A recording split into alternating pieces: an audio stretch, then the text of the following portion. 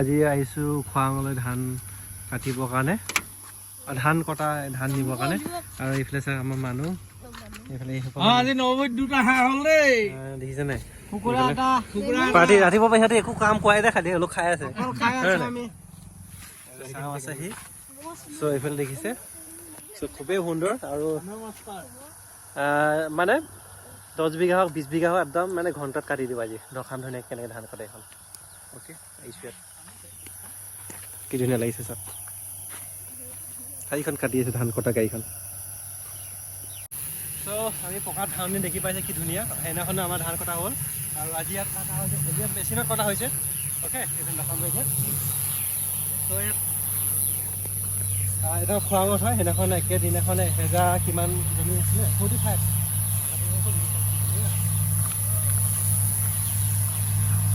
ত' এতিয়া চাহ এটা লৈ আহিছোঁ, চাহ এটা দিম এতিয়া ধুনীয়াকৈ। কাটিছে লগে লগ হেৰি কৰিছে। অ'কে, অলপ দখামগৈ আজি ধুনীয়াকৈ। কি ধুনীয়া ধান হৈছে, ভাল লাগিছে। ট্ৰেক্টৰত যেতিয়া কাটিছে, অ' গড চোৱাই আহিব চাওক কি ধুনীয়াকৈ উৰিছে। আৰু ইয়াত উঠাম আৰু ডাইৰেক্ট মেচিনটো ৰখাম আজি কেনেকৈ কাটে। কিন্তু দাৱনীয়ে কটাৰ লগতে সেইটো মজা বেলেগ। আৰু মানে হেৰি যোনটো হেৰি হয় ন, কিন্তু এইটো সহজে হৈ যায় সোনকালে। ইয়াতে কাটি মাৰি উঠি যায়গৈ। দেখাইছোঁ চাওক এইখন গাড়ী, এখনে ধান কটা মেচিন হয় ধান। অ'কে, এনেকৈ কাটে ধুনীয়াকৈ কাটি মেলি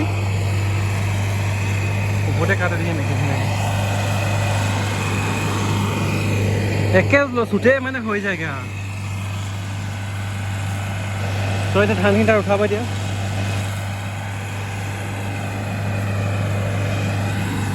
আজিকালি মানে বহুত সোনকালে হৈ যায়। যে আমাৰ হেৰি কি কয় JCB ফচি গৈছে, পূৰা সোমাই গ'ল মাটি। অ'কে, হয় এখনতে পানী হ'ব, টানা হ'ব। চ' কটাটো এইটোহে ধান, এইটো কাটে।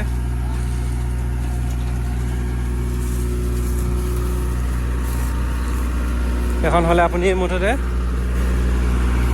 মানে 50-60 বিঘা 100 বিঘা মাটি বিঘা 60 বিঘা ধান চাই একেচতে হৈ গ'লগৈ।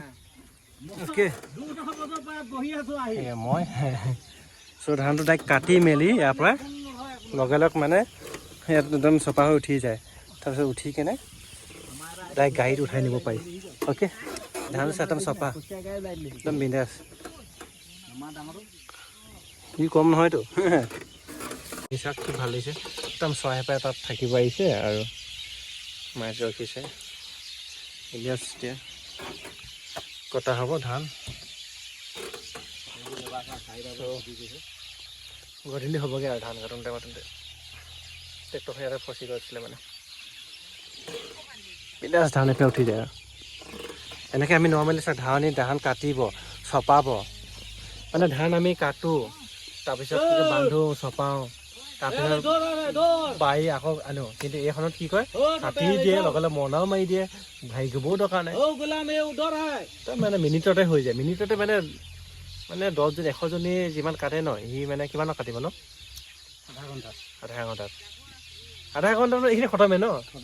এইখিনি যদি 100জনী কিমান 100জনী লাগিব যদি লগাওঁ, কিমান টাইম লাগিব? তেওঁলোকো 5 বিঘাটো কাটিব লাগিব। হয়, মানুহে কাটিলে কিমান টাইম লাগিব? 3 ঘণ্টা লাগি যাব। মানুহে কাটিলে ন বেছি লাগিব, 3 ঘণ্টা এইখিনি গোটেই দিনটো লাগিব ন, এতিয়া যিমান কাটিলে। কিন্তু ই কয় আধা ঘণ্টাতে খতম এই ধান। This is the power of machine, hydraulic. ইয়াতে ধানটো এইটো টানে, সেইটো মেচকাইছে কাটে, আৰু লগতে এইফালে ওপৰেদি গুঠি আহি মালটো ইয়াত একদম আহি যায়, আহি ইয়াৰ পৰা ডাইৰেক্ট ট্ৰেক্টৰত উঠে। বাকী ইয়াৰ ইঞ্জিনটো পাছফালে আছে গোটেই।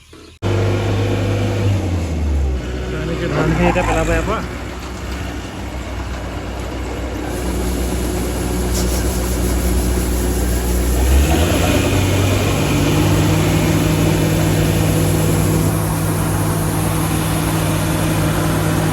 লৈ এখন মাটি গৈছে, এখন ট্ৰেক্টৰ আহিছে, আগত ধান এটা কটা হ'ব। অ'কে, ইয়াত কাটি শেষ হৈ গ'ল। আমি এতিয়া মালকেইটা গৈ আছোঁ। পেট্ৰল লৈছোঁ, গেলা পানী চাবচোন, গেলা